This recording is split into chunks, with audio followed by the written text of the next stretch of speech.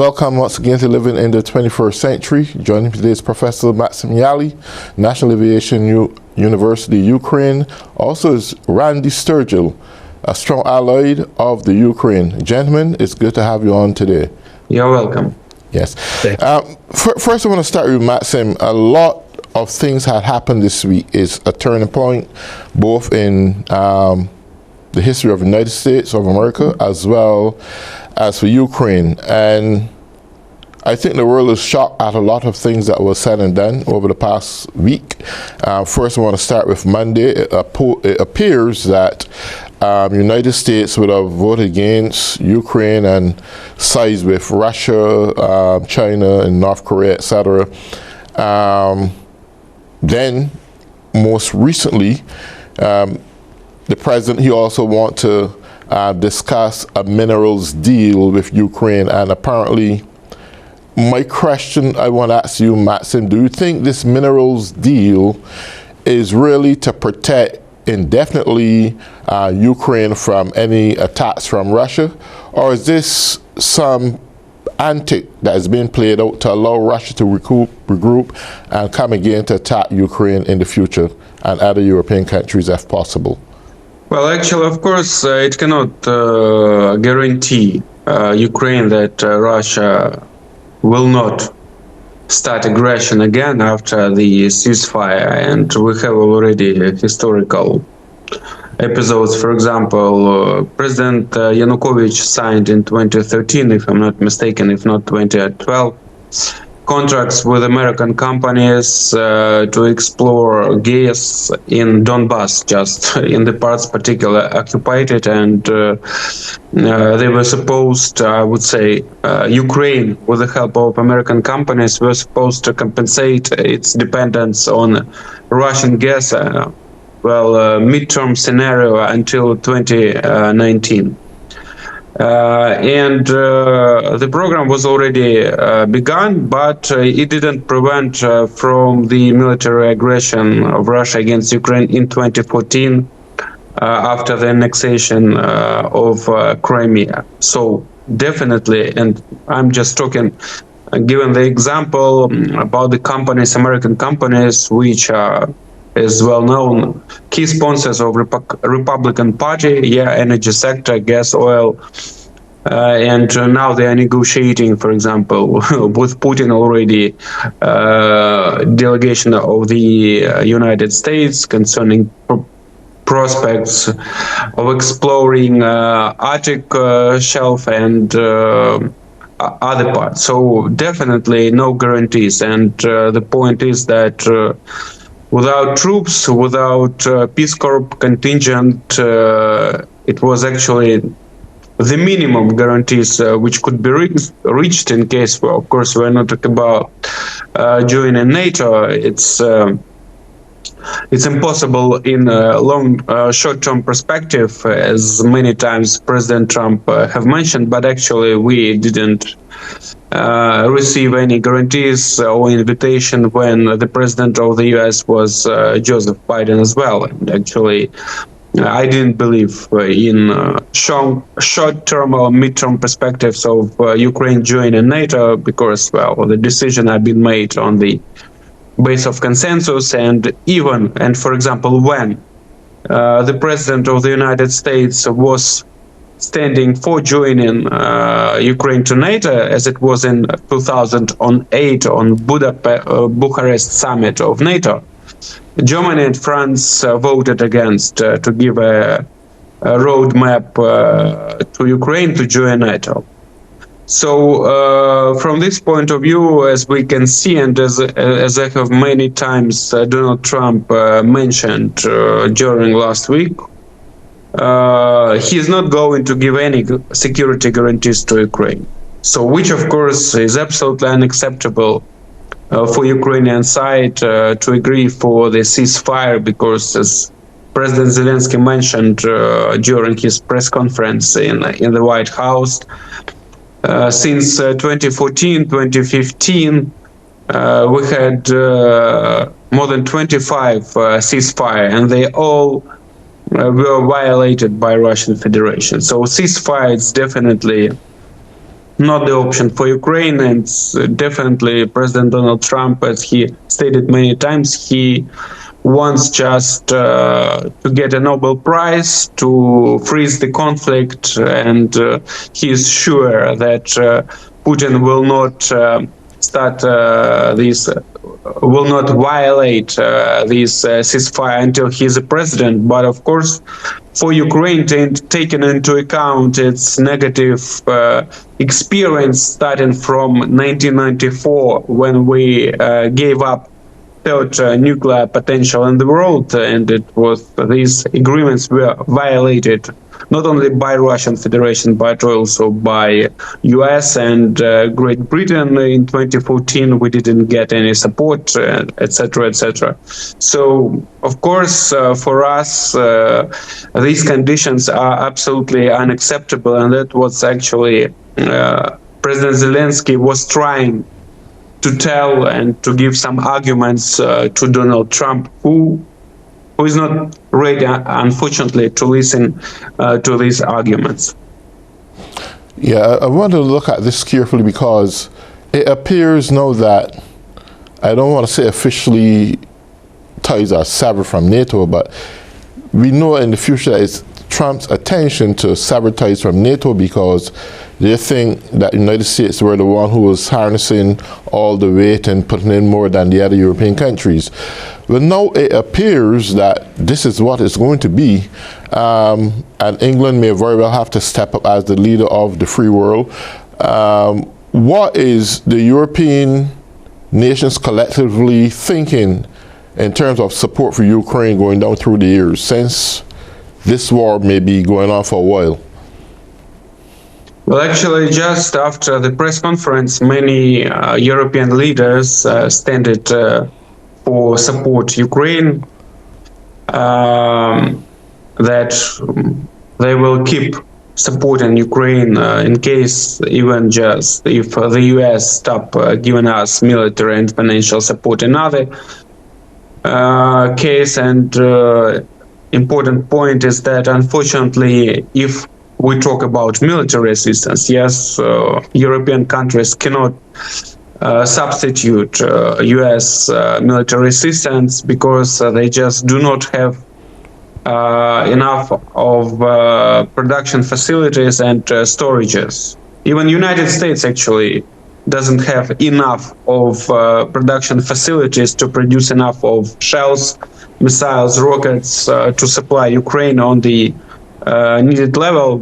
The point is that the United States have a lot of weapons on the storages, and which they have been given to us for these 3 years, but actually a part of it was 20 or 30 years old, as for example ATACMS missiles here, and were supposed to be eliminated because they were too old and dangerous. But unfortunately, besides, we should take into account such a factor that the decisions inside US, inside EU are made on the basis of consensus, and we have seen already many problems because, for example, Hungary, the leader of Hungary, Prime Minister Orban, constantly is trying to block military assistance, financial assistance of EU to Ukraine, blackmailing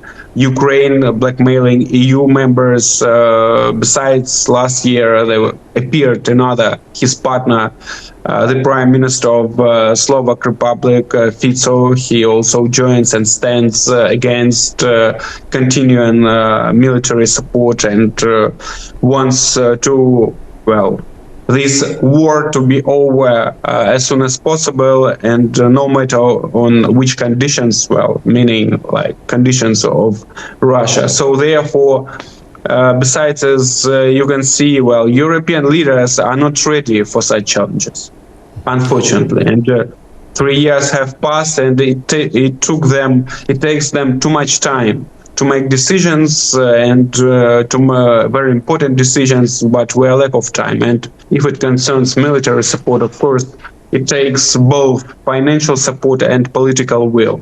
But we don't see such a political will, at least among all the leaders of the EU. Since it appears also that again that U.S. may be out of the picture of NATO, would it not be easier to allow Ukraine, which supposed to be the largest European nation, I think, to be drafted into NATO and allow you to produce and make nuclear weapons as a way of protecting yourself?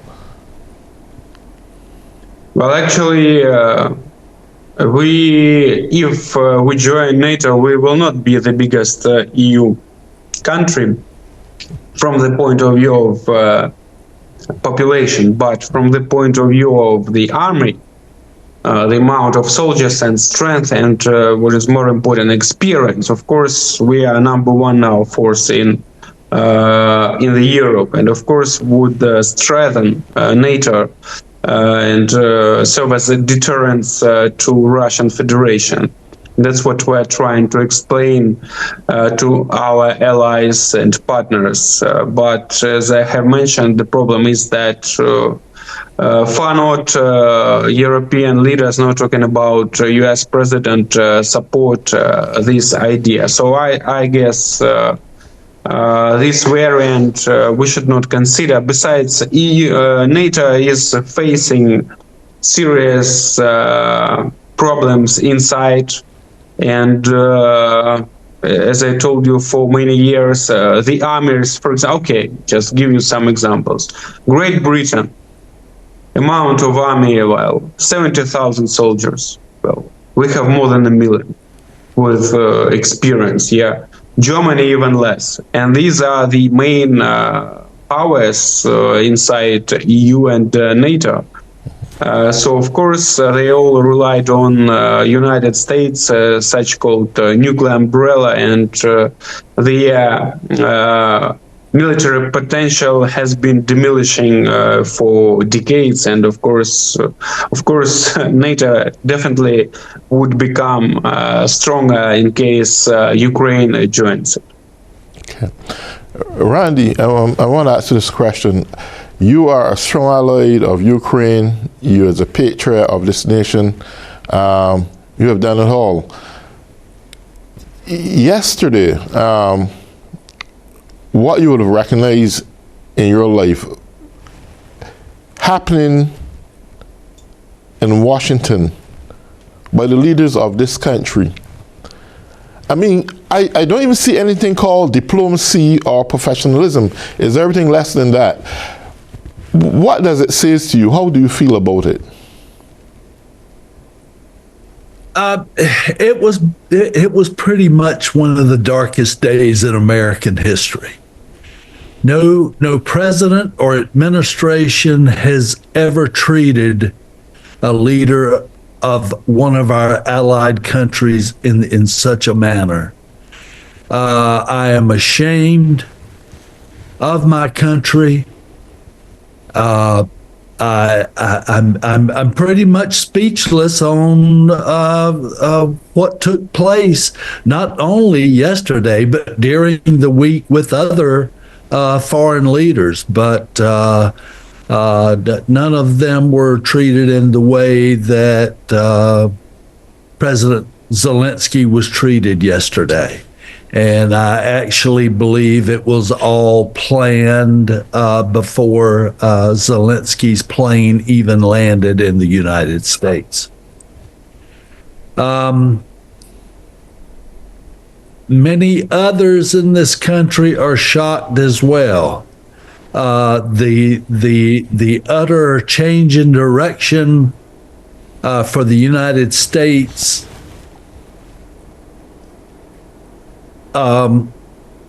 presidential administration and the Republican parties in the United States is shameful.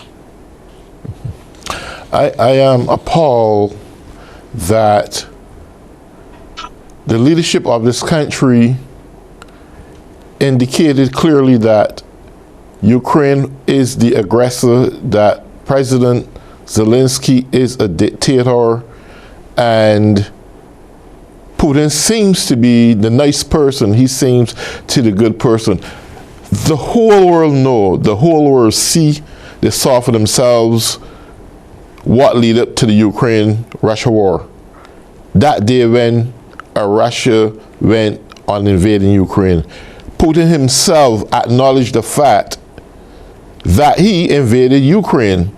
We got leadership in this country is declaring the other way around, that Ukraine invaded Russia, right? And to look at the authentication of this story, I question what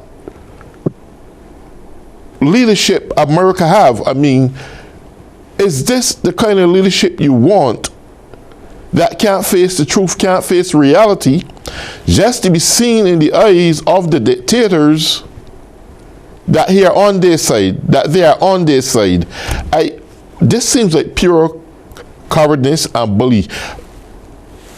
Could you add your pieces on this? Well, it goes into other situations and other issues in this country. This entire administration is built on lies. They are habitual liars, and getting back to earlier conversations, the U.S. and many European countries have shown that their word is pretty much unreliable. Going back to 2014, the guarantees of protections, they were lies, and the ridiculous things as far as the giving up 50% of the mineral rights in Ukraine, and all the things they're asking for with zero guarantees of any type security from Russia is insane. Again, Vladimir Putin is sitting with his comrades in Moscow, laughing at the world right now, and so that's pretty much where we're at. I don't know at what point the world will be able to trust the United States government again. I'm lost for words, and again, I'm ashamed. And my friend, I do apologize for the actions of my country, but please know there are many U.S. citizens that are standing up even taller today than they were yesterday in support for your country. This is going to be, again, I think, dark days ahead for the U.S. statute in this world. But know that there are folks like me that are standing up and are going to make our voices heard. Thank you very much, Randy.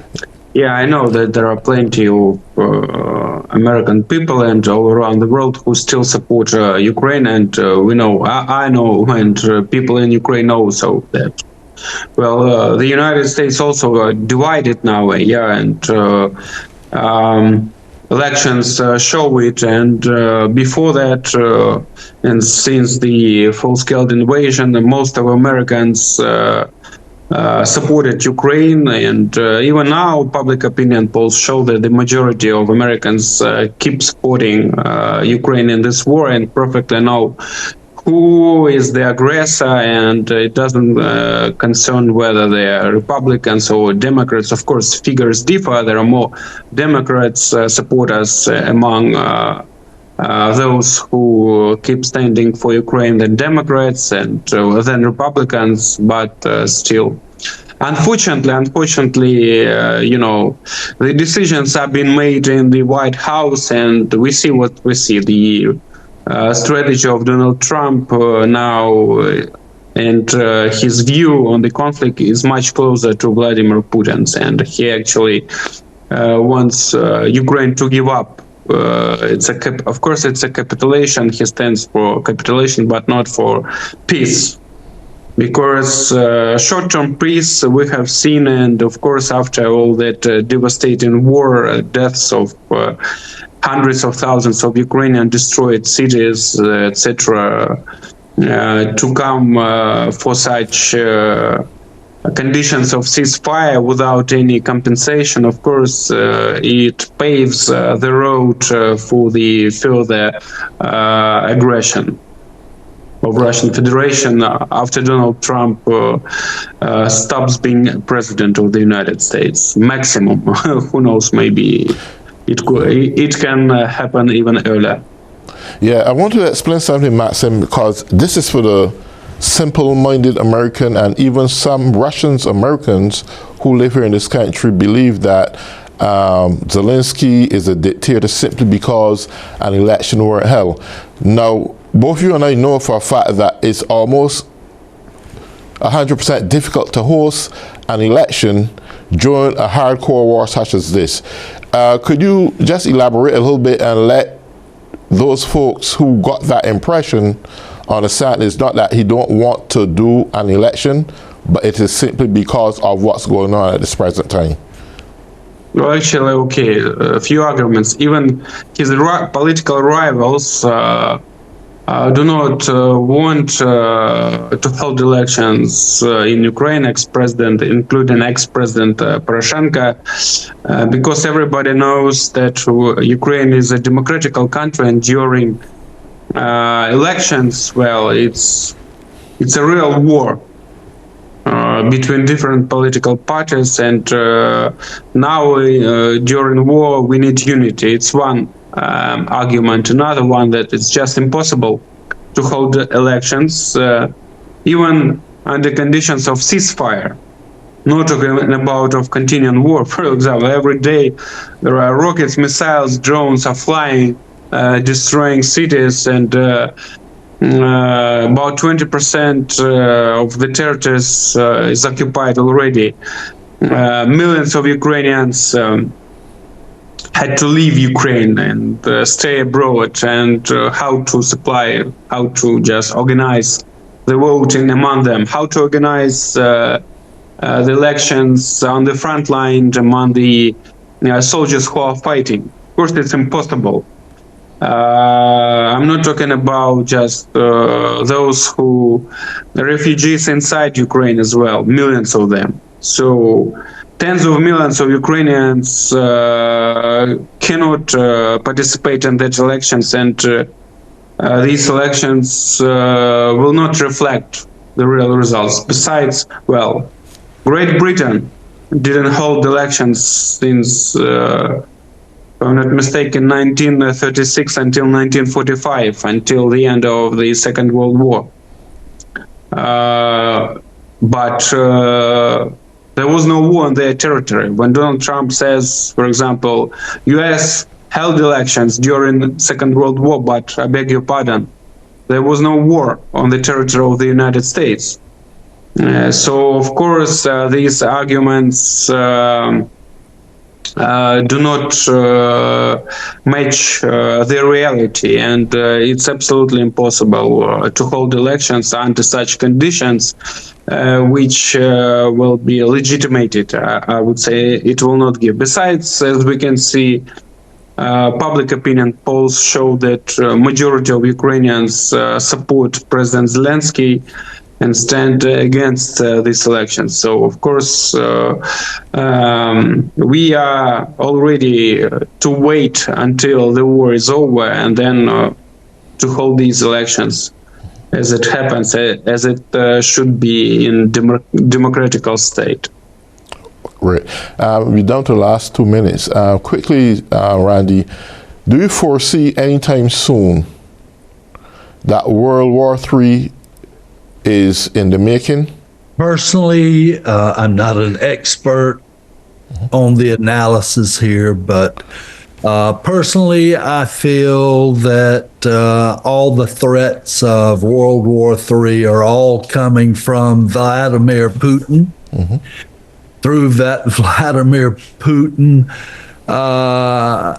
all the talking points of him have now been absorbed by Donald Trump, J.D. Vance, and they are now propagandists for Vladimir Putin. Yeah. I believe it is just saber rattling on his part, and but pretty much scare tactics for not only Europe but Ukraine as well. One quick question down to the last 2 minutes. Do you see, with all the conflict and turmoil and chaos presently that going on within this country, that we are on the verge of a civil war? I don't believe so. Okay. I really don't. I've made the comment several times. If the vice president had won the election and Donald Trump had lost, with all the MAGA crazies in this country, that maybe that could have been a possibility. Okay. But right now, I don't. Okay. Well, thank you both, Maxim Yali and Randy Sturr.